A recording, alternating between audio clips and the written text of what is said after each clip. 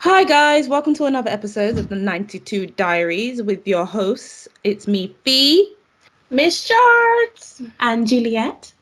and today we're going to discuss a topic which I think plays very close to us females of today's generation, and it's about body image. So we're all different shapes and sizes, the three of us. We've got me, who's the slim. We've got Juliet, who's, the athletic slim. And then we got Zoe, who's our curvy queen. So, like, we're all different shapes. So I want to know how it is that you guys feel. Number one, social media has affected how you view yourself. Number Okay. two, like, as you were growing up, did that play? Obviously, as you're in school and stuff, you're around different people, different shapes and stuff. Mm-hmm. And number three, how you have come to the point where you are now, where I wouldn't say you've 100% completely accepted how you are and the image that you present and you're okay with it, because we're all different. Nobody's gonna 100% say they accept it. But how have you come to terms with dealing with or becoming comfortable with who you are, if that makes sense? Like, what was the first question again? So Can I, first question. can I go first in this one because it's fresh in my mind? Okay. What Like was the first question? The in first terms question was of about like social media, like how it social, affects. in terms of social media, I feel like, to be fair, it's slightly better now than it was then, because back then it was a whole skinny thing. For me personally, it was a whole skinny thing, and the skinnier the better. You know, if you look more anorexic, you look better, kind of thing. And I think that did encourage a lot of females that I know of myself to have conditions such as bulimia. And yes, maybe the topic may be sensitive, but I feel like it's something that you do need to be slightly open about to discuss. So it did encourage those kind of females to have bulimia and things like anorexia, even though they were once obese, or maybe not particularly obese, but slightly overweight, or maybe not particularly overweight, but just had a bit of meat on their body and felt the need to go as far as to, vomit after food, or uh, exhibit certain qualities such as abuse of like laxatives and things like that.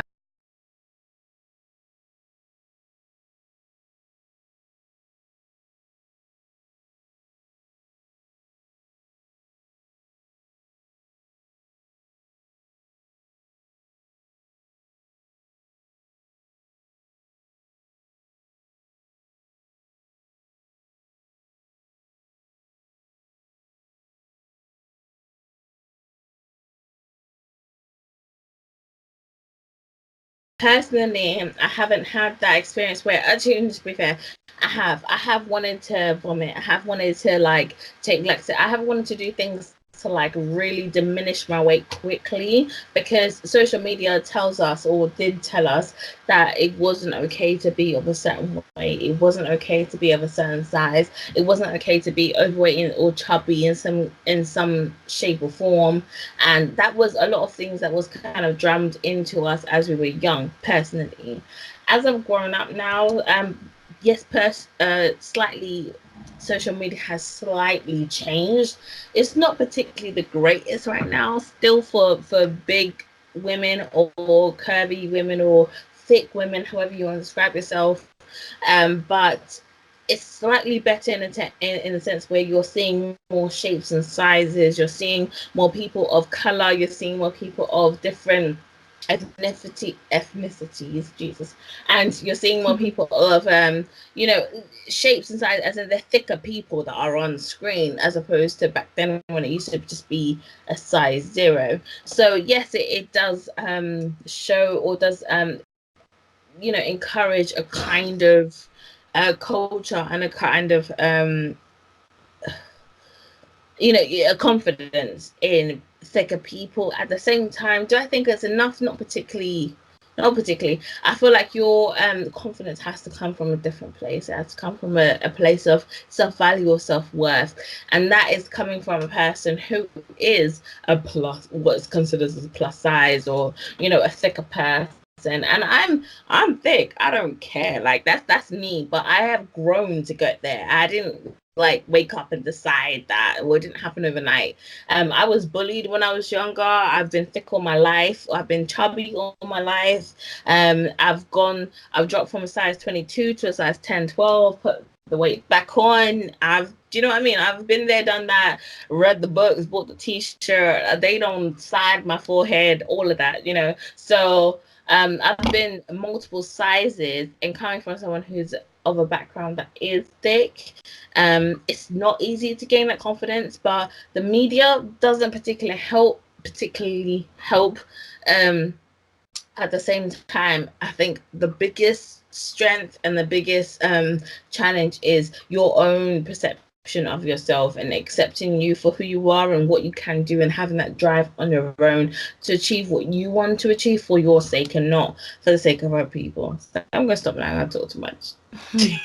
Well, hey, we like an enthusiastic person. But Anyway, anyway, I think Chard's forgot to mention though, like aside from all of that, I think don't like she's very fit. She's done marathons in the past and stuff like that. She exercises regularly, so it's not like it's all.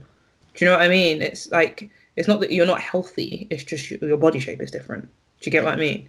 And I think people need to remember that. But then obviously with everything, there are great extremes to which people need to be cautious with. I'm not going to touch on that in any, but I'm just saying. In any shape or form? Yeah, but with myself, I've always been just slim. I've just been smack bang in the middle. Not. I used to exercise. Fell off. used to. Yeah, I Okay. did. I used to. Fell off, but that's because I didn't know that I had asthma. I just used to do exercise, and then I'd get that really bad chest tightness, and then I'd stop, and then from there I didn't want to do it anymore because of the chest tightness that I'd get associated with exercise. So from there I stopped being interested in fitness and etc. and etc. I would say I never had a problem with how I looked until somebody pointed out an irregularity. So Irregularity? well, not an irregular, sorry, that's a bad word, isn't it? I was Like gonna say. a difference. Like, oh, your bum's not big. When we were in college, that was the era of like Nicki Minaj, and everyone was like, if your butt ain't big, if we can't see bubble butt, you ain't got no butt. And I remember somebody walking past me and telling me that I had an A cup bum. Wow. And my soul dropped into my so-called A cup ass and withered up and died, essentially. What is that? But then this is what I'm saying. You get people out there who want to point out these things that you might not even feel a type of way about, but until somebody says, oh, you know what, like your lips are thin or your nose is big, or do you know what I mean? Until somebody points it out, you don't really think it's an issue. It's just a feature, essentially. And then after that, I went on that whole, I wanna, quest to get bigger booty popping, do 100 squats every day type of thing, and it didn't really do anything for my life. I'm now at the point where it's just like I look the way I look. Well, let me scratch that. Most days I look the way I look, and there's nothing wrong with that. That doesn't mean I'm not going to take care with what I eat, and that doesn't mean I'm going to not try and be as fit and as healthy as possible. Whatever comes aesthetically from that, bonus.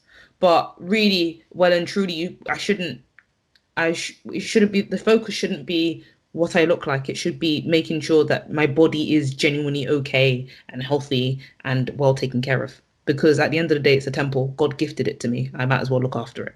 Can I just say, like, the bigger part of it is like it's self-acceptance, because at the end of the day, we all do look different, no matter different. Sorry, I don't know what's wrong with English today, but like we all do look different, and like no matter whether you're a similar size or the same size as someone, you still have a different body shape, whether it's boob size, butt size, hip size, waist size, whatever. Everybody is different, and like a massive part of like dealing with who you are and accepting who you are and having the confidence or growing the confidence is self-acceptance. And you have to accept who you are and what you look like as a starting point in order to then progress and then be able to be comfortable even in your progression. Even if you want to get to a different point, you still have to be comfortable in your progression. I just want to throw that out there. I think Ronnie, I really don't recall what the questions were. My bad. Sorry, do you want me to say them again? Nah, it's fine. I'm just going to put my little spin on whatever I can remember. So, but I think the first one was about social media and its effect on how we kind of view our bodies, I guess, then and now. I know back then well, social media wasn't as big of a thing back then. We're talking back to the days of like flipping MSN. Social media wasn't that big to us. We had that, and that was it. But if we're talking about the wider media and we're talking about magazines, newspaper articles, the TV, I think we were kind of pushed towards that image of being slim is the kind of thing that's in. And the only time, and I guess if we speak as Black women, because that's what we all are, I think in the videos, even though you did see a lot of slim women, there were also a fair amount who had a bigger chest and did have a slim waist and had a bigger bum, but it wasn't as prominent as the slim thing. I think as we've got a bit older, especially now with the boom of things like Instagram and Twitter, we're seeing a lot more body shapes. It's a lot more diverse in terms of what the body shapes are. But I know for me, the trend I'm seeing really is the really big bum, the really tiny waist, and the chest may or may not be there, but kind of thing. Like it's kind of like. So I feel like there's a lot of pressure to kind of be that sort of hourglass. Like Jessica Rabbit kind of look. And realistically, I think there's a lot of pressure on Black women, especially to look like that, because a lot of people view us as all having this one body type, and that's not all it is. I think for me, I never grew up kind of having any sort of thoughts about my body. I never really thought anything about it. It was just kind of, my body. I use it, I move with it, that's about it. And I continue to not really have any sort of care or thought about it for a while, other than like obviously when you're young and like one of your aunties is telling you that you're looking kind of chubby and stuff, you're thinking, swear. Like when auntie's telling you that, you're like, okay, I'm fat, that's it, I'm not eating today. And then you go home and the jollof rice is there and you'll eat it, but never mind.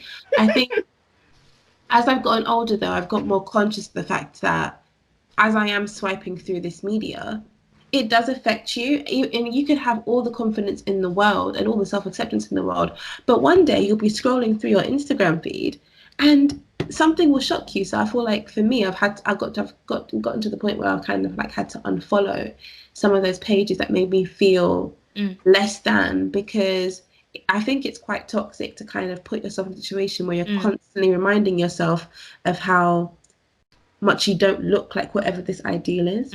So I feel like a topic that we're going to have to come on to is like whether social media should be a thing or not, like as in engaging in it and so on and so forth, because I feel like, to be honest, on an extreme level, it is the root of a lot of people's medical health conditions, whether it's depression, mental health, whatever, do you know what I mean? Like, and it really it does like it really contribute to a lot of people's self-awareness and like physical situation and mental health as a whole.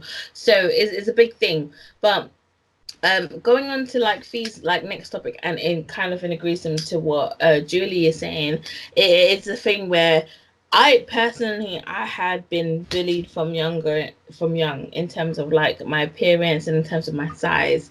And my parents always said to me, sticks and stones may break your bones, but words will never hurt you. And it's a lie, because words will 100%. Hurt you. And words will hurt you. And what someone says does cut deep, especially if you either look at that person as close or whatever attachment you have to that person. The closer they are, the more it hurts. And you see them do it on TV shows as well. Words bloody hurt. Yeah. Do you remember that episode with my wife and kid?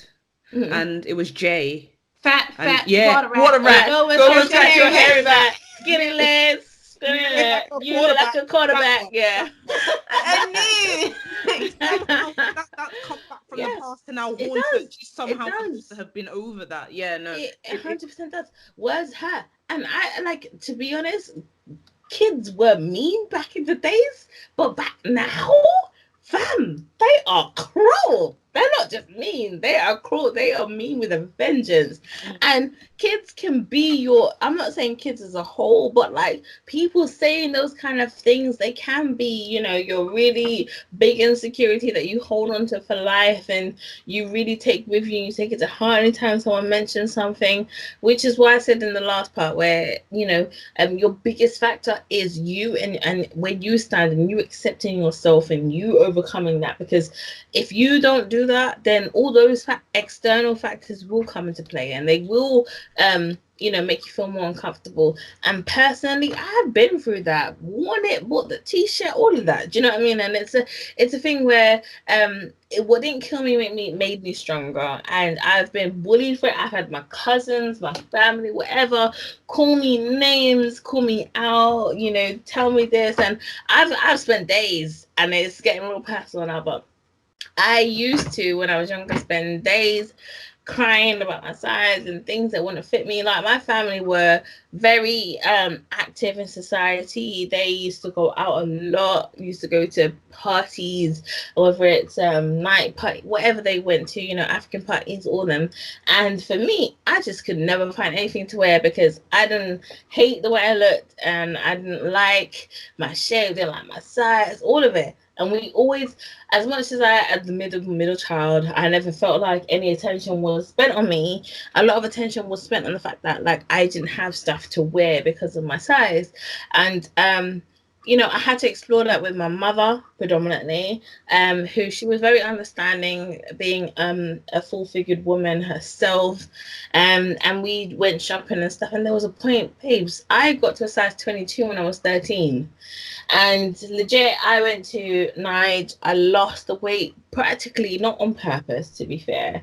I didn't starve myself, but I didn't like the food at first, and so I chose not to eat.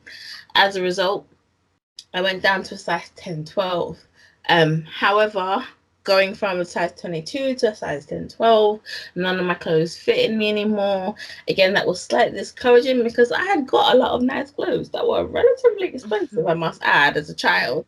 And that was discouraging because it was like I got to a point where my mother pulled me out from boarding school because I did not look well in myself. So there's multiple factors that comes with like body image in terms of what size actually suits you, and what size you should be, as a, not just as a national guideline in terms of BMI and all that crap, but like, as you know, what actually suits you. And I looked sick, and I had to be pulled out to make sure that I was actually going to eat properly. And therefore, you know, I came back to London, long story short, and I put on some weight. I didn't put on all the weight, but I put on some weight to look a moderate size, which I maintained moderately throughout the years. Studies and stuff, put on the weight and whatever, do you know what I mean? But like, at the end of the day, I came to a conclusion where I had to feel comfortable in myself in order, no matter what weight I gained and no matter what weight I lost, I was comfortable with who I was. And legitimately, when I say that is the first priority, I honestly mean it, because if you're not comfortable in who you are, no matter what you are, whether you're a size 0 or a size 25, it don't matter. Like, you have to be comfortable. At the same time, there are health issues to consider, there are other factors to consider, and you have to be well-rounded in that. You can't just look at it from one perspective. You do have to, I'm sorry, I'm going to be the biggest talker on this, but you have to look at it from multiple, you know, altitudes, and not just be like, you can't just have tunnel vision on this, because it doesn't just affect you, but you have to focus on you as a first point of call. Does that make sense? It doesn't affect you, so you're not the only person in relation to your weight or your size or your shape. Yes, you have to consider other people, but they're secondary. You have to think about you first and foremost, where you're comfortable, what you want to achieve, where you want to look, etc. Once you've met that point, then you can consider other people and other factors that are potentially important. I think when it comes to body image, a lot of the time I know we centre the conversation around body acceptance, especially when we're talking about women who are larger, but I do think that when I think of because I know on the other side there's women who are naturally quite slim, and women who are naturally just quite skinny, and it doesn't matter how much they eat, they can't put on weight. And I think, especially when I think of Black women again, and I think of the pressure to kind of have curves or to even, you know, be of a certain size, because even though it's changing now, obviously, we got to admit back in the country that we're from, especially in West Africa, where obviously Nigerian and Ghanaian here, being bigger is in a way celebrated, especially not so much now, like it's changing now because people realize you have to be healthy, but it's more celebrated there. Whereas, for example, I'm thinking of my sister. My sister's naturally quite a slim girl. She's always been about a size 8. When she was younger, she's about a size 6, but she's like, she eats. Like, if you guys think I eat, she eats. But I think she's tried to put on weight. She's done the protein shake, she's done this, she's done that, and she has struggled. And I think she's quite a strong-minded person anyway. She wouldn't care about what the general public would say.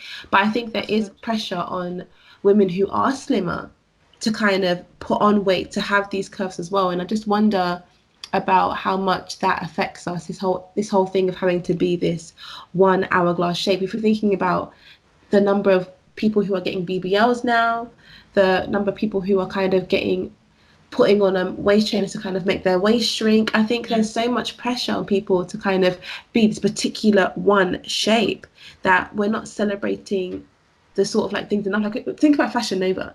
If you go on Fashion Nova, guarantee you're going to look at the site and just be looking, your face will just be dropping, because everyone's body is looking like a number 8. And even Boohoo, where it says plus size, blah blah blah blah blah. It's like, where's the plus though? Like, my girl who's rocking a size 16, my girl looks like a size 12. It's like, all her midriff, where most people struggle, and we're talking about the natural person, the natural girl, the natural whatever, and like midriff is where most people struggle. All that is slim. So what are you talking about plus size, fam? I don't understand. What are you showing? What are you saying plus fam is? Plus size is, sorry. You're saying plus size is, someone who has the hourglass figure, but is slightly bigger than those who are size 6. What? Nah. Come on, stop it. If you're actually trying to show people who are of a natural figure, show the apple size, show the pear size, show the in-between. I call it a tangerine size. Whatever it is, shape, form, whatever, show all that. Don't be showing one type of thing and being like, yeah, this is our model for plus size, and that's what. I do wonder sometimes if it's essentially just driven by the media, but I feel like sometimes as people we drive that as well. I think Like Kim Kardashian, isn't it? They're constantly, look at Kim in a thin form fitting dress. Look at Kim in her figure hugging dress. Isn't that how Chloe went to lose weight? Because Chloe was fine. From my perspective, Chloe was fine before. She had a little meat on her, but she was cool. And then she went into she went onto the diet. She went into the gym. Even Kylie, like, she got mysteriously developed hip, fam, because of Kim, who got the most media attention. And that's where media comes into this factor, because at the end of the day, as a family, or let's say as a group of people, you're like, yes, this person's this shape, yes, this person's this shape, yes, this person, but they're all beautiful in their own way. And that's a generic family term or generic people term, but let's be real. Let's get down to statistics. Let's get down to what media captivates. And media captivated Kim Kardashian, who has obviously had work done, teeny tiny waist, big boobs, hourglass body shape. And it's like, well, that's not reality. Come on, stop it. Like, anyone who actually has that shape in real life, cool, congratulations for you. But guess what? It's not the other 95% of the population. So why are we striving to be the 5% of the population that exists? I don't understand it. Why can we not embrace? I get it, media, and this is what we're talking about. Media is sorry. No, this is the thing though. I feel like I think, to be honest, I feel like we can blame the media as much as we want, but a lot of us consume media every single day, and we consume these things. No. But we have to be honest though. I think sometimes we sort of reinforce the very things that we say we hate so much, because look at who we're following. I don't think most people hate it, Jules. That's a problem. No, but I feel like a lot of people, like, I feel like I could say whatever I want about like the things that I follow, but bear in mind that the people I follow, whether they're athletes or not, a lot of them still have very curvaceous figures, and I will still aspire to have some of them because listen, I can build it in the gym. But even so, I don't I do think it's feel your like hate. I don't think it's your hate. If you hate it, you stop following it. But I don't think it's your hate, because if you genuinely hate it, then it's a stop for you. But if there's a secret part of you that's like, I kind of actually want to be like that person, and that's you embracing. You're embracing that, whatever it is, whether it's media, whatever. You're embracing that change. You're embracing that conditioning of thinking, and it's not the fact that you hate. 'Cause if you hated it, you cut it off. If you hate smoking, you don't smoke. If you hate drinking, you don't drink. You don't do them for the sake of hating them. Do I you know really what I wish mean? things were as clear cut as that. I feel like sometimes you could despise something as much as you want, but if you're like, if it's there, like sometimes you can't avoid these things. I do think though that as I people, we think do tend to drive. despising is a big word. So if you actually despise something, you tend not to do it. If you don't like nuts, you don't go ahead and buy nuts for your whole family and keep eating them. And that is the habitation of that. That is the behavior of most people. If they don't like broccoli, they don't buy broccoli to keep eating every night, despite how healthy it is for you. Like, you just don't like it, you don't like it, you stop it. That's the most that's the predominant behavior of people. So I don't think it's a hate. I think it's a secret one. You call it hate, but it's a secret one of wanting to do it, which is why you still follow, which is why you still endeavor in that activity, which is why you still attribute that behavior. You don't actually hate it. You want to call it hate because you're like, I don't really like it, nah. But at the end of the day, there's a part of it that still pulls you towards it, and it's not a hate thing. If you genuinely hate something, you stop that interaction. Period. I do feel like I think what's it called? I feel like I'm almost repeating myself. I do think you kind of almost can't help what you are like I think you mentioned them before, conditioned to kind of like or aspire towards. You can't help that to a certain extent. And I think it is very important that you, like everyone as a people, as a person, as an individual, kind of learn to think about why you say you like something or why you aspire to have something, and think about what that could mean for you. So if you say, for example, that you would like a flatter stomach and bigger thighs and a smaller waist, why do you want those things? Is that something that can possibly come naturally to you? Are you genuinely overweight and need to lose some weight to be able to get to that particular figure because you've had it before? Or are you only wanting these things because society has told you this is what is acceptable, and so that's what you want? And I think learning that helps towards, I guess, gaining that sort of self-acceptance, because from there you kind of begin to understand where your idea of your ideal body image even begins to come from, which isn't something that I think a lot of people necessarily consider all the time when they're following these people on social media, because we have to admit some of these people, including the Kardashians, but other people as well, have massive followings because a lot of people aspire to have these bodies, not necessarily because it even will ever come naturally to them, but because generally, like, the media feeds them these things and they consume them almost mindlessly. And I feel like to an extent everyone does it, me included. But yeah, I feel like we're definitely towards like the end of rounding up for this episode though. Fee, do you have any final thoughts that you wanted us to kind of like share or anything? Stay vigilant. That sounds so broad. Stay vigilant to what it is you're exposing yourself to. Like Child's touched on, like, don't look at these things on Instagram and be following all these pages endlessly with all these bodies of a particular type. Like, it only causes it causes itself. You're basically setting yourself up for an insecurity, and it's going to be an ongoing loop, back and forth, back and forth. So self-acceptance is key. How to go about self-acceptance is look at yourself naked in the mirror every day and just be happy with what it is you see. Get comfortable with your body. Do you know what I mean? Like, it's the body that God put you in, so get comfortable with it. And yeah, limit the things you expose yourself to on social media, because social media is great, but it's also the devil. So I know that sounds really, really extreme, but it is like the devil is basically you seeing all these things that you want, or everything's all glitzy and everything's all glamorous, but you seem to forget there's Photoshop, and it's just one snap in time. Yeah. Not even I just could Photoshop, angles. exactly, and lighting. Mm-hmm. There's so many things that go into it, and then you contour. Fam. People are doing contour Oh, on their body. Don't even get me started fam. because it's at the end of an episode, isn't it? But people are getting makeup and putting it on their whole stomach. It's Like mad. legit, even to show abs, That's fam. such a waste of Guys Bobby too. Brown and Mac. Why Guys would I too. do that? Don't try it as if it's just females. It's guys And there's too. guys as well. That's what I'm saying. But that's such a waste. That's such a waste of Mary Kay. It's such a waste of Bobby Brown. It's such a waste of Mac. It's a waste of everything. Why would you do that? Hit me up for Mary Kay though. Cutest collection. Just saying. But yeah, Plug. that's I there is more I'd like to say, but we're pressed for time. So guys. For me, it's kind of like I agree and disagree with Jules. Where I agree is a thing where people have different perceptions of body image, and it's same as Fee said. You have to kind of have your own perception.